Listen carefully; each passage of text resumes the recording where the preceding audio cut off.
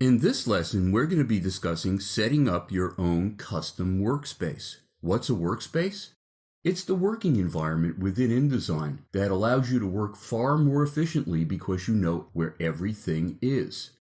You have docked groups of panels along the right side, and you have a tools panel with all the tools you could possibly need along the left side. And along the top is the control panel, which is a contextual panel. And what this means is if I switch tools, other options that have to do with that particular tool are now available.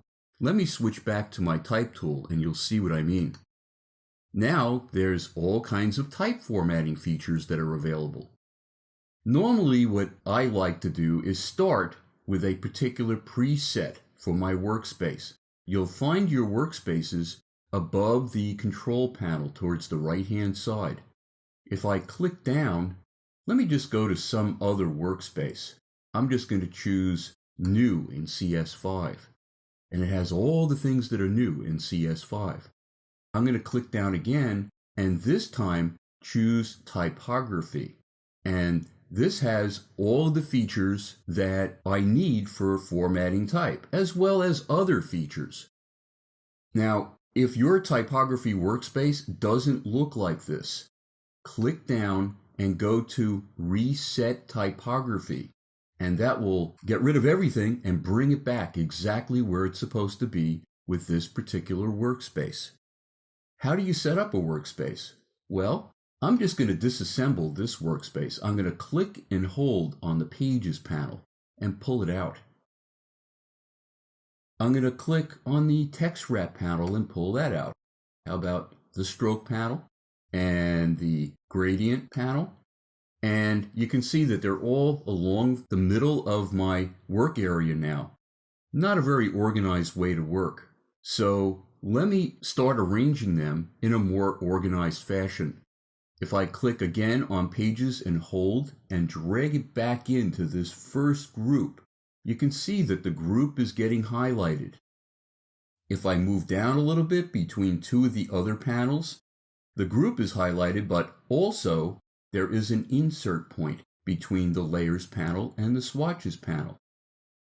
Let me drag the Text Wrap panel back in on top of the Glyphs panel. And we'll be discussing what all these panels are and what they do during the rest of the training. I'm going to take my Stroke panel and drag that in to this top group. How about at the top, right above Text Wrap?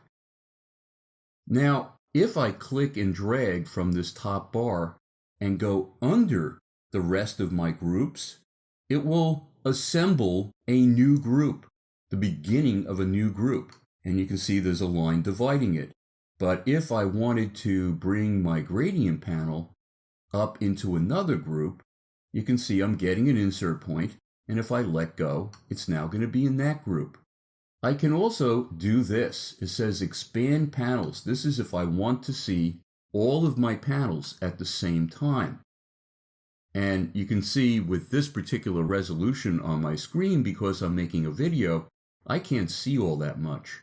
So I'm going to close this down by clicking the arrows.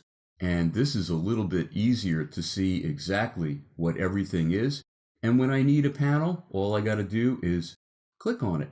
And I can actually expand these panels down. And I can see exactly what's going on by clicking on each one of the tabs as I need this particular panel. I can also do this. Let me close this panel group, and I'm going to go along the right side of the panels. And you can see I get these black double arrows. If I click and drag, I can actually make the panels narrower. And if I keep going, I'm down to an icon view where I'm seeing just the icon. Well, of course, if you're a beginner, this is not a great way to start. So what I may want to do is click and drag this back out so I can at least read the names until I become more familiar with the icons. Okay, maybe I'm missing some panels. All of your panels are actually found under the window menu. let me just go down to Object and Layout Align. And this opens a panel group with Align and Pathfinder. And if I click on that top bar and drag it underneath character styles, I get a little blue insert line. And if I let go, I have a new group. And if I need the Align panel, I just click on it. If I need Pathfinder, I can either click on the tab or I can click on the icon itself. Now, once I have this set up, wouldn't it be great if I could actually save it this way to use it again and again? Well, I can. Let me click down on typography again and go to New Workspace. I can name it. It's going to save my panel locations as well as menu customization. I'm just going to click OK. And you can see now it says Jeff's Workspace. If I click down, I can go back to typography and it's going to reassemble everything. Oh, I have to reset it. Let me reset typography. And you can see now it is back to what it originally was. So saving your own custom workspace will have all of your panels exactly where you want them. And it makes working in InDesign far more efficient.